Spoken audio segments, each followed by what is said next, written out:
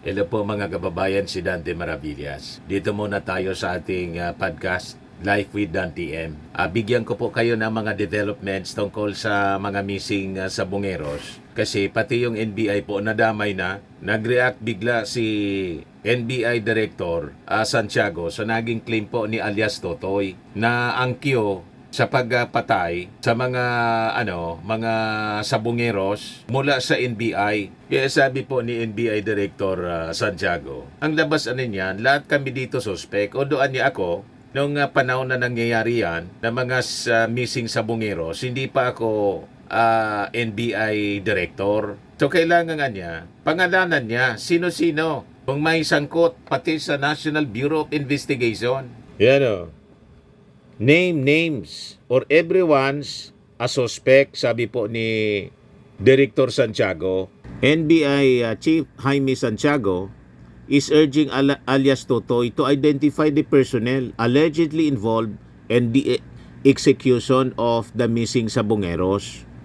Kung hindi niya sasabihin kung sino, hindi maimbestigahan yon. Abay, lahat kami dito suspect. Napaka-unfair naman anya na nahihila ang pangalan ng bureau na hindi naman natutumbok kung sino.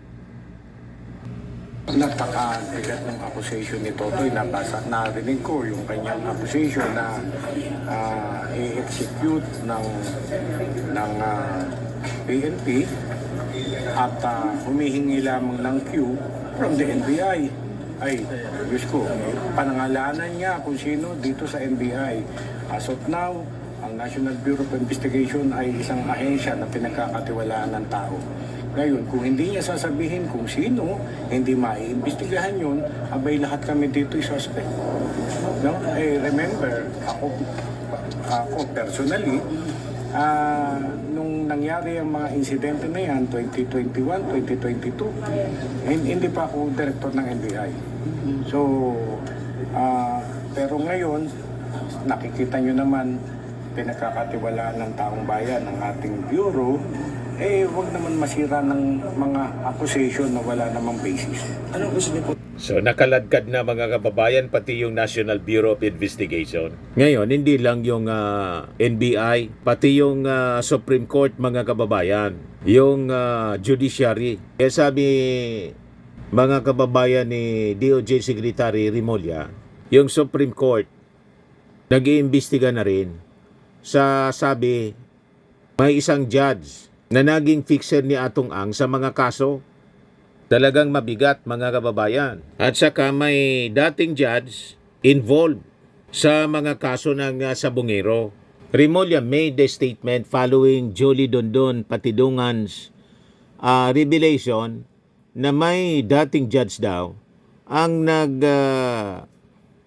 aayos kan mga kaso ng mga kaso para kay businessman Charlie Atong Ang na kanyang direktang inakusa na involved mismo sa disappearance ng mga sabongeros. So ayon kay Remulla, nakausap na niya ngayong Monday kaninang umaga si Chief Justice Alexander Gizmondo.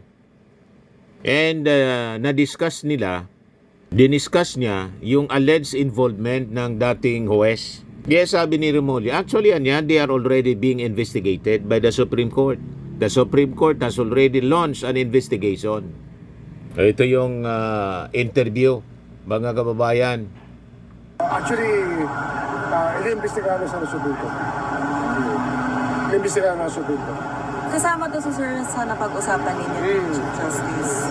I was speaking with the justice this morning. Also to that.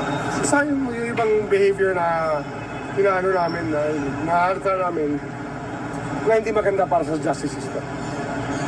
Okay. So far, sir, isa pa lang yung judge na ini-investigahan ng SC? Judge, iba. Pero iba. Basta they're doing their job. Ano naman sila Hindi naman sila balik sibuyas They're very sensitive about what should be done to improve our justice system. And that's what we've been agreeing on since we started 3 years ago with the Justice Sector Coordinating Council. Kaya we're always in agreement with regards to how to improve the justice system. And the Supreme Court is the best ally that we have for this. So yun mga kababayan, palawak ng palawak ang ginagawang investigasyon ng ating mga different agencies ng ating gobyerno. Sabi ng mga netizens, si Choi Orlanda, Remulla should be the next ombudsman if he can file charges of those responsible in the deaths of the Sabongeros before the retirement of Martires. If he cannot accomplish it before the current ombudsman retirement, he might apply as administrator of Tal Lake Search and Rescue Group. Sabi ni Ferdinand Suico, mafia-style organized crime including gambling, so many compartments up to the highest office. Kaya nga maingat ang ginagawang investigasyon po dito kasi napaka-powerful, influential mga kababayan ang nasa likod nitong missing Sabongeros. Ngayon, si General Torre po, nagsasagawa na rin ng pinalawak na investigasyon doon sa mga sinasabing burial sites. Yan o. PNP Expand Search checks more sites for missing Sabongeros. So sabi po ni General Torre, aside from Taal Lake Anya, may mga iba pang ina-identify ang iba nating mga witnesses kung nasaan posibleng dinispose ang mga katawan, allegedly dinispose ang mga katawan ng missing Sabongeros at ito ay pinupuntahan. There had also been information that some of the bodies had been burned and others buried. Matindi, sinunog para hindi na makilala. No traces at all. Naging abo na lang po, mga kababayan. This will be confirmed anya in due course when the bodies are recovered. But Torres said police are keeping this location confidential to prevent the perpetrators from retrieving the bodies and concealing the evidence. Ito yung press briefing po ni General Torre kanina. 15 po ba identified ni alias Totoy doon sa affidavit niya po? Yes. Can you confirm din, sir, na nasa ilalim ng protection po ninyo si alias Totoy, kaya po nang sinabi po ng DOJ, sir? Well, si Totoy kasi matagal na sa amin na nagbibigay ng statement. Kami actually kumuha ng statement niya. Ibinigay months before, okay? Kaya lang, siyempre, we have to put it under wraps to ensure na hindi ma-preempt ang aming mga moves. Kaya nga kami nakakuha ng voluminous evidence dahil medyo under the radar ang pagkuha namin ng mga information na yan. Nag-follow up kami para masiguradong matibay ang kaso. So, sa ngayon, ang lahat ng mga information na yan ay nakasubmit na sa DOJ for their preliminary investigation. So, maghintay na lang tayo kung ano ang magiging resulta niyan. So, as for kay Totoy naman, si Totoy ay binibigyan namin ng nasa protective custody namin siya sa ngayon. But he is already applying for the Witness Protection Program dahil pag siya ay nag-qualify, ito-turn over namin siya sa DOJ. Sa ngayon naman ay madali na yun at nasa kay SOJ na nga ang final say dyan sa kanyang protection. Last one, may answer. Yung pamilya ng ilang nawawalang Sabongero nasa CIDG po last Friday at ang panawagan po nila sa PNP, sisirin na po yung kung saan man tinapon sa Taal Lake. Ano pong latest po dito, sir, sa panig ng PNP? Actually, yung plan na yan para masisid ang mga katawan na yan ay hindi lang naman sa Taal ang information na hindi lang naman based on our information, hindi lang naman sa Taal ang disposal, no? Hindi lang sa lake ang disposal. May mga areas pa. At yan naman ay mga ini-examine na namin. Hindi lang natin pinipreempt para to preclude yung alam mo na, yung ma-preclude yung pag may mga tao apektado dyan gagawa rin siyempre ng paraan niya na ipigilin ang efforts ng police. Thank you very much, ma'am. We will proceed with Mr. Alfred Delizon from People's Journal. Morning, sir. Sir, dun sa may nagsasabing kung sisisirin yung Taal Lake, napakalaki po nun at parang impossible unless na ma-pinpoint talaga ng mga witnesses yung exact location kung saan tinapon. Pabor ba kayo talaga na sisirin yun? Or sabi nyo mayroong mga disposal na ibang areas? Well, andyan na lahat ng challenges eh. Hindi naman ibig sabihin na challenging, hindi na natin gagawin. Dahil challenging siya, hindi natin gawin. We'll try. We'll see how far we can go sa ating mga efforts. Pag hindi kaya, aminin natin na hindi kaya. And we'll try another way. Pero kung makaya naman sa normal na tech diving, baka po pwede. Okay? Sir, Anong comment nyo doon sa reports na hindi lang sila nilubog sa Taal, kung hindi meron mga ibang sinulog po yung mga victims? May mga information tayong ganyan. Yan nga sinasabi ko na based on our information, hindi lang sa Taal ang disposal. So pati ang ibang mga lugar na yon ay tinitingnan din natin. At before, syempre, ayaw nating i-preempt nga ang ating mga efforts. So hindi namin masyadong sinasabi muna. So now that you're asking, yes, we are looking into other places na posibleng disposal area nitong mga hinahanap nating mga biktima. Sir, last question. Sir, you were highly involved dun sa efforts ng government to get Pastor Kibuloy and former President Duterte. Nakakulong na po yung dalawa under the rule of law ang ginagawa ng gobyerno. They're being given a chance na ma-answer yung allegations sa kanila. This time, ano ang assurance niyo sa public, lalo na sa victims, mga families, na yung similar efforts ang gagawin ng PNP para masolve itong kaso ng missing sa Bungero, sir? Pang showbiz naman yung premise ni Alfred. Ang sa atin lang dito sa ating mga kababayan. You can rest assured that the PNP will do its best. Will give all the efforts to ensure that justice will be dispensed sa case na ito. Wala tayong sisinuhin dito, wala tayong ibang magiging layunin dito, kundi bigyan lang ng hustisya itong mga naging biktima na ito. Thank you very much, sir. Mr. J. Mark Tagala, of RP1. Sir, good morning. Other matters lang. The restrictive custody. Saang unit po sila naka-assign and ano ba sila, active or retired policemen? Marami tayo. Hindi ko na siguro isa-isahin. Basta marami sa kanila is nasa support units, may mga galing sa region, may mga sa APC. So, may mga iba-ibang mga units sila. Okay? So, ina-account natin at may mga, lahat sila active. May isa is, except for one due for retirement at tatlo na dismissed. Dati na dismissed ang identified ng mga pangalan na yan. Okay? Okay. Pero ito, hindi natin tinatapos sa 15 ito ha. Baka sabihin nyo, 15 lang. Hindi to. Pag lumawak ang investigasyon, baka mas marami pa. At yun nga sinasabi namin, wala kaming sasantuhin dito, we will leave no stones unturned.